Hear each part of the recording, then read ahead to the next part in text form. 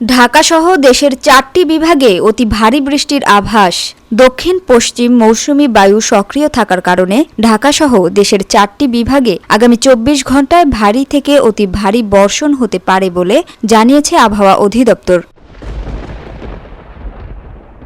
মঙ্গলবার সকালে ভারী বৃষ্টিপাতের সতর্কবার্তায় এ তথ্য জানিয়েছে আবহাওয়া অধিদপ্তর। সতর্কবার্তায় বলা হয়েছে, দক্ষিণ পশ্চিম মৌসুমি বায়ু সক্রিয় থাকার কারণে মঙ্গলবার সকাল ১০টা থেকে পরবর্তী ২৪ ঘণ্টায় ঢাকা, চট্টগ্রাম, খুলনা ও বরিশাল বিভাগের কোথাও কোথাও ভারী থেকে অতি ভারী বর্ষণ হতে পারে। অতি ভারী বর্ষণের কারণে চট্টগ্রাম বিভাগের পাহাড়ি এলাকার কোথাও কোথাও ভূমিধসের শঙ্কা রয়েছে। সেই সঙ্গে ভারী বর্ষণের কারণে ঢাকা, চট্টগ্রাম ও খুলনা মহানগরীর কোথাও কোথাও অস্থায়ীভাবে জলাবদ্ধতা তৈরি হতে পারে।